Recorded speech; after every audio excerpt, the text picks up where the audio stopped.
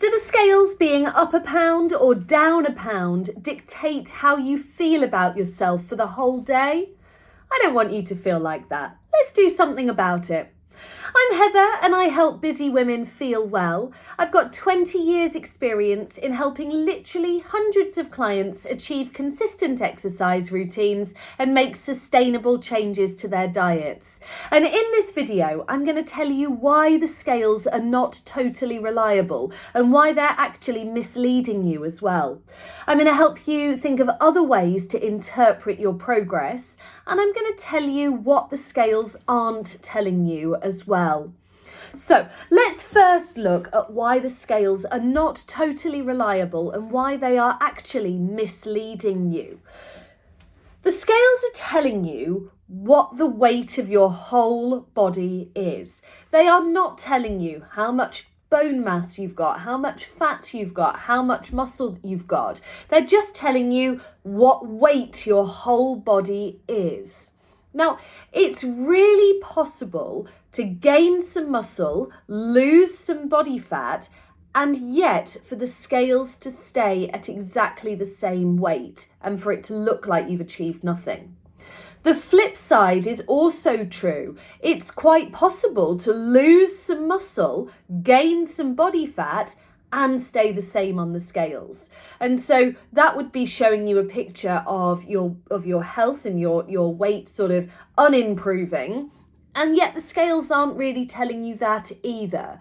So I think they could quite easily be misleading you into believing that nothing is changing when actually something is changing. The other thing is that your weight actually fluctuates day to day for reasons other than how much body fat you're carrying or how much scale weight you're carrying. You know, if you have drunk a little bit more water and been making a point of that, that will impact on the scales.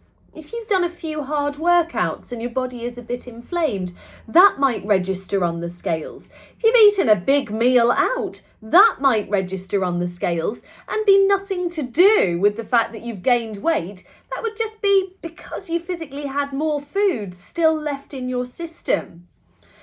It can be really hard to get past the fact that what you're seeing on the scales isn't tying in with the effort that you're putting in, and sometimes isn't tying in with what you're seeing visually as well. You know, people sometimes say, I'm getting all these compliments of looking toned and looking great and all of these things, but the scales aren't showing that. And it can be really hard to get past it, but it's really important to know that the scales are not telling you the whole story. They're not giving you the whole picture. And ultimately, we want to create a lifelong relationship with eating well and exercising. And we need to find a way to move away from the scales if we're going to achieve that. We need to find a way to move away and notice the wider benefits that eating well and exercising well are bringing to us. So that brings me on to my next point, which is how we can interpret your progress in different ways. So I like to think of four things. I like to think of energy, I like to think of performance, I like to think of sleep, and I like to think of your pain levels as well. Because if all of these things are heading in the right direction, that's a really good sign that your body is improving. Likewise, if those things are not going in the right direction, it's a sign stuff isn't improving. So when we look at your energy levels, we're looking for more energy in general across the day. Now, it shouldn't be that horrible, zingy, hyper, wired kind of energy. What we're looking for here is sustained energy that keeps you going throughout the day. And if you have that good energy, that suggests that your body is feeling better, everything is working better, and a good sign that you're heading in the right direction. Then when we look at your performance, and that could cover your strength and your fitness and your mobility as well. When those things are all improving, it's again a sign that your body is getting better. You're probably gaining muscle if you're getting stronger. And regardless of what the scales tell you, that will be leading to an improvement in your health and your body composition.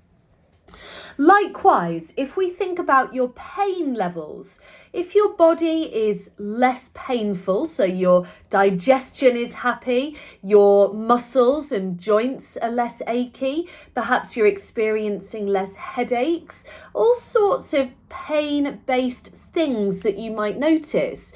If they are improving, so the severity is less or the frequency is less, then that's a great sign that your body is getting better and heading in the right direction, regardless of what the scales are telling you.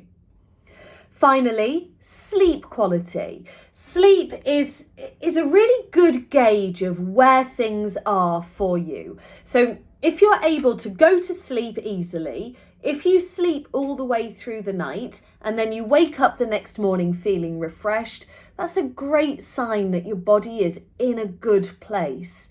And actually, if you're overdoing it with the exercise or food isn't going quite to plan, sleep can be something that you will really notice goes off very quickly. So these things are really good things to try and track well over and beyond what the scales are telling you. And it would be difficult to improve in those 4 areas without your body changing shape and improving in the way that it looks, as well as a sort of added side effect. Then let's just think about what the scales don't tell you.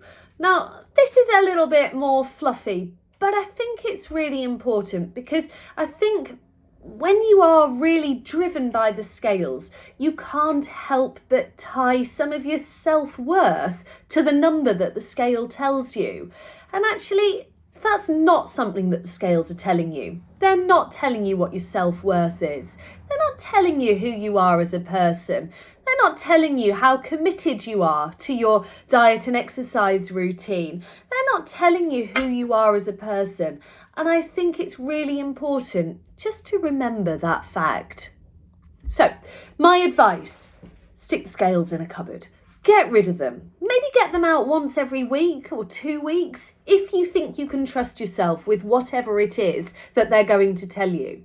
If you don't think you can trust yourself with the information, there's no need to get on them. Leave them in the cupboard. Take the batteries out of them. Make them as useless as you can and track those other 4 areas. The energy, your performance, your pain and your sleep. I think you will find that's a much more rewarding, instant feedback and a much more tangible way to see the fruits of your labour, the effort that you've been putting in coming into life. I'd really be interested to hear how you get on with changing this approach and whether that makes a big difference to how easy you find it to stay consistent on your diet and exercise routine. So please be sure to let me know.